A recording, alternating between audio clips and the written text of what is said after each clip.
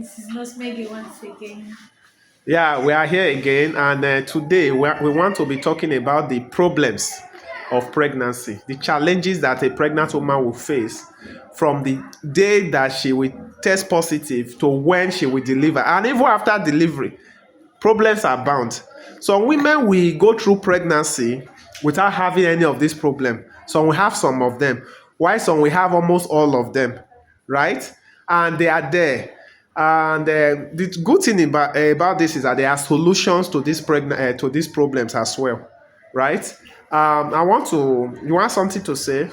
Yes, there are so many problems during pregnancy, like miscarriage now. Yes, miscarriage is very common in Yes, pregnancy. See, miscarriage is the commonest challenge of a pregnant woman. And most of the things, if there's any problem that a pregnant woman or complication, when it can be complication of pregnancy, it can be problems of pregnancy. If there's any complication that a pregnant woman is most scared of, is miscarriage. And most of the time, miscarriage happens before 20 weeks in the early part of pregnancy. And most of the miscarriage is chromosomal. It may also be because of what you ate, what you drank, or what you smoked, right? It may also be yes, because you are anemic or you have uterine fibroids. So that is that. Aside miscarriage, um, morning sickness, yes, back pain, yes. waist pain, ectopic pregnancy. Yes, yeah, in that ectopic pregnancy now, right? You know what that means now? Ectopic pregnancy is when the baby did not implant in the womb. It's implanted in the fallopian tube or somewhere else. That's ectopic pregnancy. And you know the solution to ectopic pregnancy now. That pregnancy must come out. It must be flushed out because it cannot survive outside the womb. You understand? Yes, you mentioned something about back pain. Yes, I think that is one of the commonest problem of a pregnant woman, especially when the pregnancy is advancing in the second and third trimester. This back pain is worse in the third trimester. It's so bad that the woman may not even be able to walk. Any painkiller they take is not. The bad thing about back pain in pregnancy is that you can't take very strong analgesia, that is very strong painkillers, because of the baby. You can only take highest paracetamol, and they'll say massage it. But another thing, one solution I noticed for this back pain is you can do physiotherapy. If it's so bad, because sometimes this back pain can be so bad that you are not able to walk. You will just be lying on the bed. You can't stand up. Call a physiotherapist to come and do physiotherapy on your back, and you will notice that you will get better. And take analgesia. Then you can use warm water to massage that part of the back that is paining you. Yeah, you mentioned there's something we have not mentioned: morning sickness. yes, That one is a no-go area. weakness. Yes. Morning sickness is characterized by vomiting, excessive salivation. You don't have appetite for food, dizziness, and weakness. That morning sickness. See, in fact, there are different things that have been suggested as solutions for morning sickness. The bad thing about it is that most times these things don't work. Like, people have decided to go local in trying to take care of their money. Like in excessive salivation now, you can put agbalumo herbs. You can eat udara, cherry. Then some people, because they want to take care of their excessive salivation, they start eating white chalk. I don't advise that. Then you can chew gum. Tom Tom also helps. Sprite. All those carbonated drinks, they help in morning sickness. Morning sickness is a challenge. It's one of the biggest challenge. In fact, it's a nightmare to most pregnant women. Sometimes some women can even be vomiting too much, right? Some women can be vomiting too much during pregnancy, and it's part of the morning sickness. And when they are vomiting too much, they can be vomiting so much that they will require admission. They call that one hyperemesis gravidarum. Sometimes you can vomit 10 times in a day. You will not be so weak, you'll be dehydrated. Sometimes the vomiting can be so much that the woman will end up losing the baby. But if you notice you are vomiting too much during pregnancy, what you need to do is go to the hospital. You will require hospital admission. They will need to fix drip for you. Then you remember any of the challenges again, any of the complications? Dilated cervix.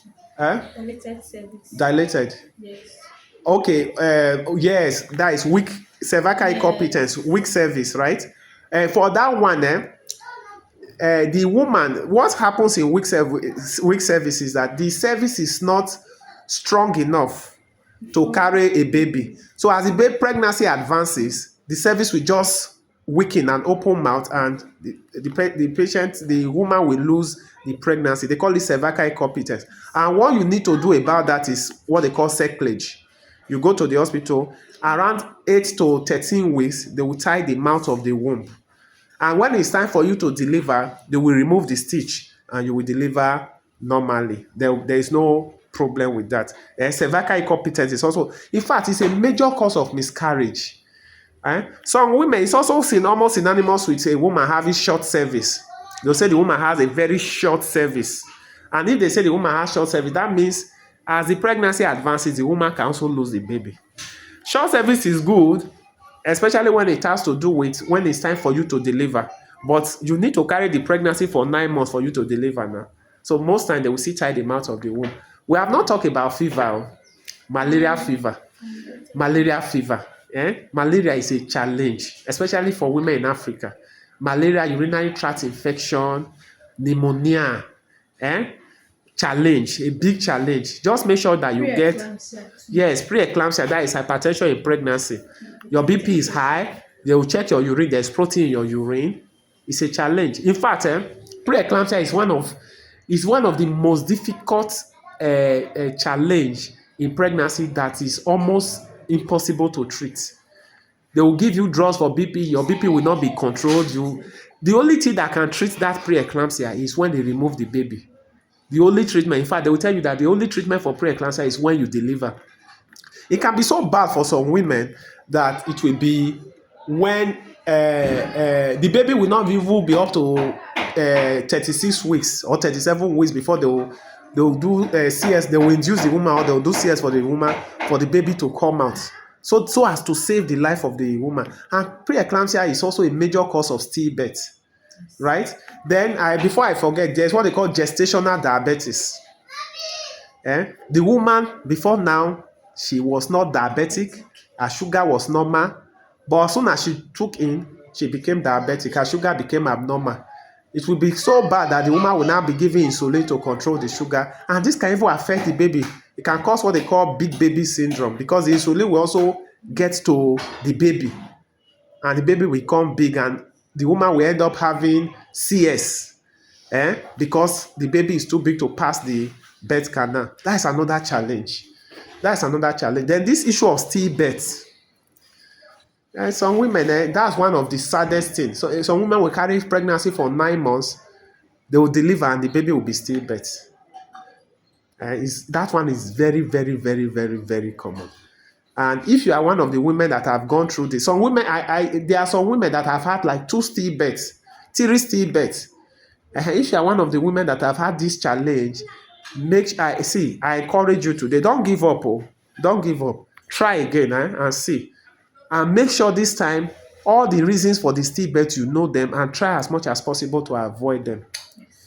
Then, we didn't talk about heartburn. That's true. Heartburn. The woman is always, the heart, like, because of the tummy, the womb, the baby is pressing on the stomach. There will be acid reflux back to through the esophagus, and the woman will be having heartburn. And you go take Gestid, antacid, tire, they work.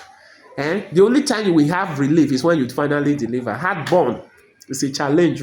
Then another complication is this rib pain, side pain. Your sides are paining you. Your legs are getting weak. Sometimes, there's something I call gong, because Facebook does not allow me to mention the name of anything again. I don't want them to tell me to take down this video. Sometimes your gong will be paining you. There's no amount of painkiller you will take that will solve it. It will be vibrating, it will be paining you to your anus. And most times, you cannot even sit down again because the pain is so bad. It can be that bad. So that's another challenge. That's another challenge. Then we are talking, another thing is you'll be having thigh pain, rib pain, your ribs will be paining you. right? Sometimes you become anemic. You just notice that there's no blood in your body. You will do PCV, they will tell you it's 20. You will do again. You will take all the Fesolate, the blood medicine, blood tonics. You will do, they will say it's 23. And you are trying to achieve at least a PCV of above 30. That is another challenge. That's another challenge. Yes, that's another big challenge. You are not eating well. You have poor appetite, right? We've talked about gestational diabetes. Okay, hemorrhoids, Yes. pie. Some women, since they got pregnant and as the pregnancy has advanced, they notice that part of their anus have protruded out, have come out, and it's paining them. They will do sit back, the pain is not going away. And the doctor will tell them that there's nothing they can do until they deliver. That is another challenge of pregnancy. Is there any other thing? Not sleeping well. Insomnia is also a challenge. So many women that are pregnant cannot sleep well. Constipation is also a challenge. Since you got pregnant, you are not going to the toilet as before. Sometimes once a week, twice a week. You have tummy pain. Then cough is another challenge. Then there are some women, before they got pregnant, they had fibroids. So now that they are pregnant, they are having what they call red degeneration of fibroid. They are having tummy pain. And red degeneration of fibroid is very painful. To the extent that the woman will wish she never got pregnant. Right? So that's another challenge. Then the water will break before it's time for deliver. Amniotic fluid leakage is also another challenge. It's one of the cause of pregnancy loss in women. Then tiredness. You see, this thing I'm calling tiredness. Some women are tired. They can't just wait to deliver. They are weak. The pregnancy don't tire them. They just want it to end and so that they can move on with their life. 9 months is long, oh. You have become bored about life and the rest. Then, is there any other thing? I think there's something we are missing. No? Thigh pain. You said most of the things. We said most of the things. I think there's something very...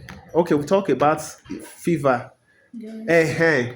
What of that sound in the ear, tinnitus? Bleeding gums. You said you were here before. Yes, you just notice that your teeth is paining you. Your gums are bleeding. When you brush, you are seeing blood. It's also a challenge. Dental problems. It's also a complication of pregnancy, right? Some of you, how will we miss this one? So many pregnant women, they go to urinate 20 times. They are always urinating. Some of them want to even sleep inside toilet because they are always going to the toilet to go and urinate. The reason is because the baby is pressing on the bladder. That's the reason. And just trust me, once you deliver, this symptom will stop. Some women have become paralyzed. Some women have convulsion during pregnancy. That is called eclampsia, right? Some women have itching.